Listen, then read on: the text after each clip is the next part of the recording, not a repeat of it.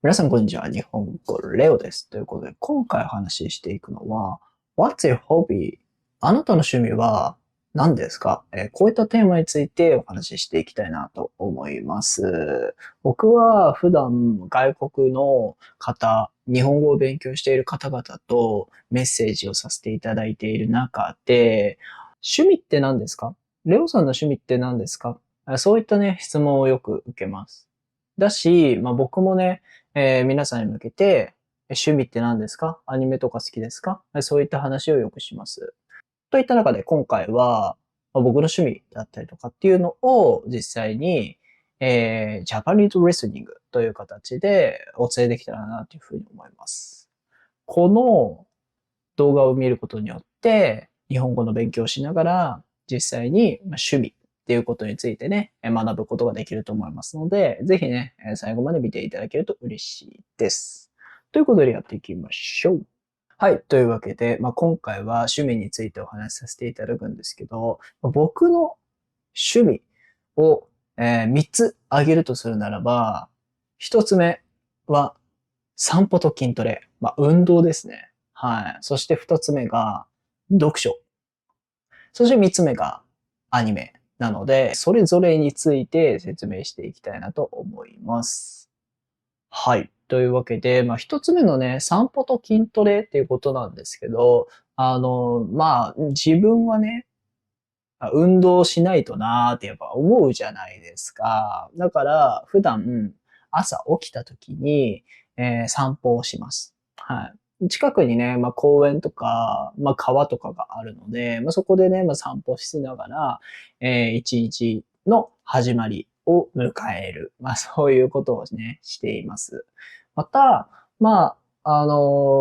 筋トレに関してなんですけど、僕は最近ね、ジムに行ってます。うん。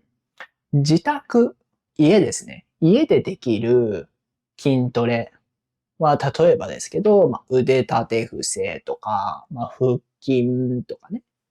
あと、スクワットとか、いろいろなね、できることがあると思うんですけど、ジムに行ったらね、できることっていうのも結構たくさんありますよね。うん。で、そこで、僕は、近くのね、ジムに契約して、週にね、2回ぐらいかな、行ってます。はい。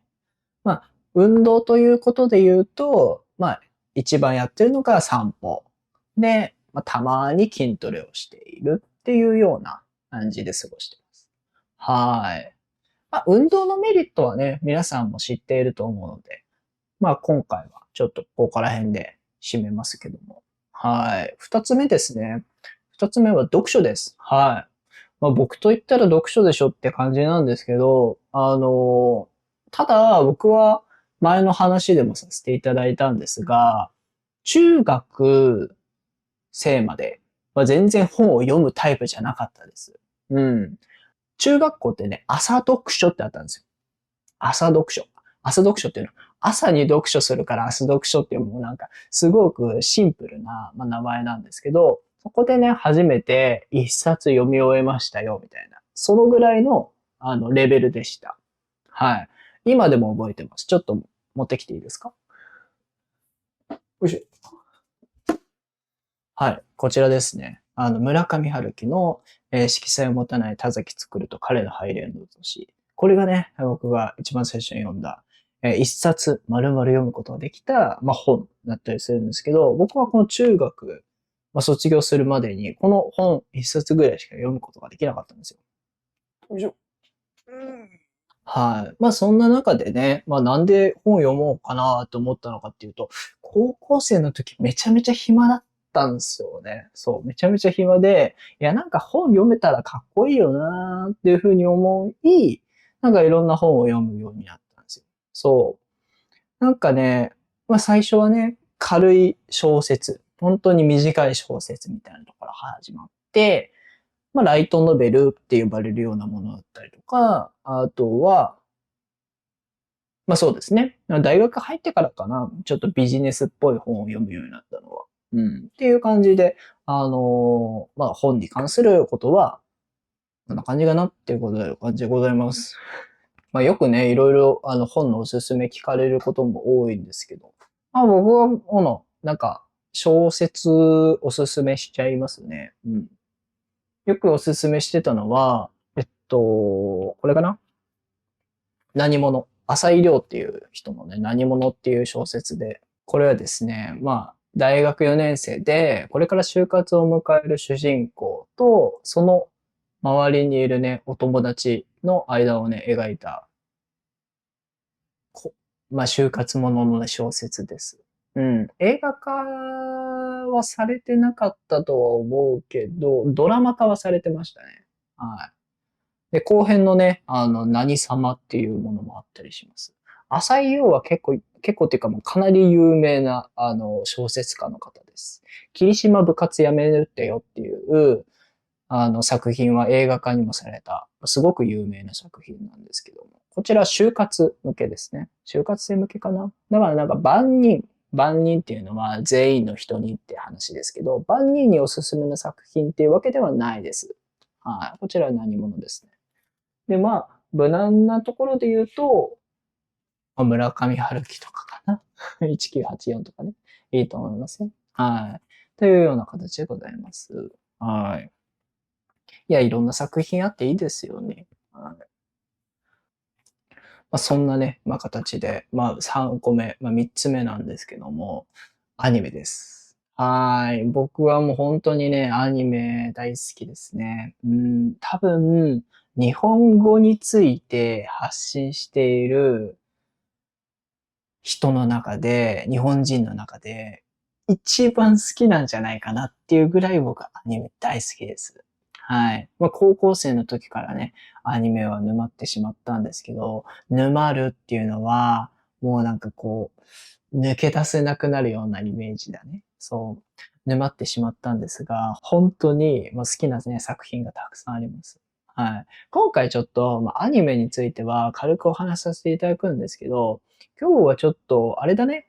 ここにいくつかね、アニメが見えるので、アニメの作品が見えるので、ちょっとそこを紹介しようか。3つありますね。はい。1つ目が、ポケモンですね。はい、ポケモン。ポケモンと言ったら、ゲームなんですけど、ポケモンは、もともとゲームの作品で、そこから、アニメ化になったりとか、映画化されたりとかっていうような、作品です。僕は、ポケモンは、ルビーっていうね、作品からやっているんですけど、そこからもずっとやってますね。ダイヤモンドパールっていうのがね、世代、よく言われます。ダイパ世代とか言うんですけど、僕の場合は小学校1年生の時にちょうどダイヤモンドパールが発売されて、一番やってたゲームがね、ダイパだったんで、それがね、ダイパ世代だったりします。はい。で、そして二つ目。二つ目がね、ここかな、これですね。こっちにしようか。こっちです。これはですね、知ってる人ならわかる。はい。配給です。はい。配給は、アニメ好きな人は、ほんとみんな知ってる作品かなって思います。うん。なんか、日本より有名じゃないって思うぐらい、海外の方はみんな配給知ってるねっていうイメージですね。うん。知らない方に説明すると、配給は週刊少年ジャンプっていう、ワンピースとかナルト、あとは、ジョジョもそうですね。うん。あと、ハンターハンターとか、僕のヒーローアカデミアとか、もうすごい、有名なね、本当にもうレジェンド級の作品を作り出した出版社なんですけども、そこから出てる作品ですね。配給って、漢字にすると配給っていう風なんですけど、これって日本語で言うと、バレーボールです。はい。バレーボールに関する、あのアニメなんですけど、こちらは、高校ね、もともとすごく強かった高校だったんですけど、そこがね、最近弱いとなったんですけど、そこからね、高校生、新しい高校生がね、エース級の人ですよ。エース級のね、高校生が2人入ってくることによって、チームがね、一致団結して、全国目指していきましょうっていう作品です。はい。これはですね、バーサスネコマって言って、東京にあるネコマ高校との試合を映画化した作品の来場者特典です。来場者っていうのは、来た人ってことですね。はい。来場するとか言いますね。来場する。ユニバーサルスタジオに来場するとか、ね。ここに来場していただいてありがとうございますみたいな風に使う表現ですけど、来場者、来てくれた人の特典です。特典っていうのはプレゼントですね。来てくれたからありがとう、これプレゼントがこの来場者特典なんですけど、これが、もらえましたと。はい。そういうのがね、配給なんですけども、そしてね、三つ目がありますね。三つ目はですね、ここかな。はい。これは、配給ほど有名ではないんですけど、僕はすごく大好きな作品で、ようこそ実力至上主義の教室へっていう MF 文庫 J というところから出てるライトノベルのキャラクターです。はい。これもアニメ化されていてね、綾小路清隆っていうふうに言うんですけど、はい。彼はめちゃめちゃ強いです。正直言うと、めちゃめちゃ強いです。はい。なんか、アニメって異世界って呼ばれるような魔法が使えるんです、みたいな、そういう作品もあるんですけど、この作品は、いわゆる高校生、高度育成高校っていう架空の高校に在籍している生徒なんですけど、そこの人が、頭を使うんですね。頭とか、あとは、体ですね。よくある高校生が、本当に1位を目指す。はい。クラス、学年の中で1位を目指すために、いろいろ頭を使ったりとかして戦っていくっていう、そういう作品です。はい。僕はこれのね、ライトノベルがめちゃめちゃ好きで。あ、そうだそうだ。ライトノベルって言うんですよ。これらの作品って。で、ライトノベルっていうのは、小説とはちょっと違ってて、これのね、説明もさせていただけたらなって思うんですけど、はい。ちょっと見ましょうか。じゃあ、こっちでしょうか。はい。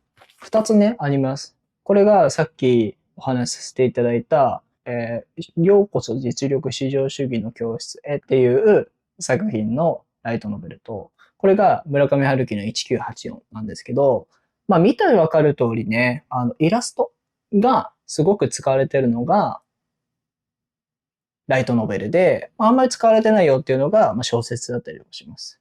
で、中身とかも結構同じね、こんな感じで活字って言うんですけど、はい、漢字たくさんありますね。はい。っていうようなもの。で、こっちもね、ライトノベルの方ですけど、こんな感じで。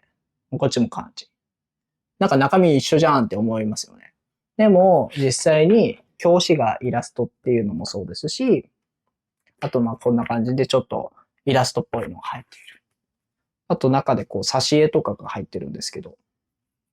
そうそうそうそう。ちょっとこれはちょっと見せられないですけど、っていうような中で、ちょっと違いがある。そういうのがね、ライトノベルになります。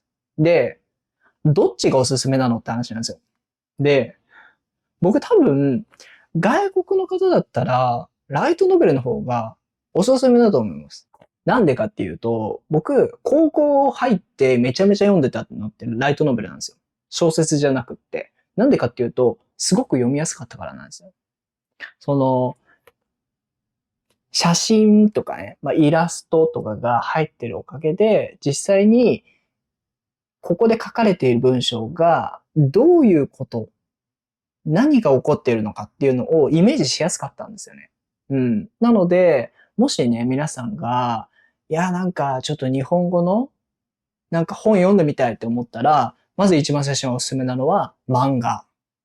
漫画ですね。漫画が一番読みやすいと思います。うん。そして二つ目がこのライトノベル。で、もっと頑張ろうって思ったら、ぜひね、この小説を読んでみる。そういうのがね、いい挫折っていうのは諦めてしまうことですね。はい。挫折しないいい方法なんじゃないかなっていうふうに思います。はい。というわけで、今回は What's your hobby? あなたの趣味は何ですか、こういったテーマについて話させていただきました。ぜひね、皆さんの趣味気になりますので、教えてください。そしてね、詳しく教えてください。例えば、アニメが好きな方であれば、私はアニメが趣味です。例えばこの作品が好きですとかね、そういった、説明をしていただけると僕はコメントしやすいので、ぜひコメントしていただけると嬉しいです。というわけで、本日の動画以上です。皆さん、ありがとうございました。バイバイ。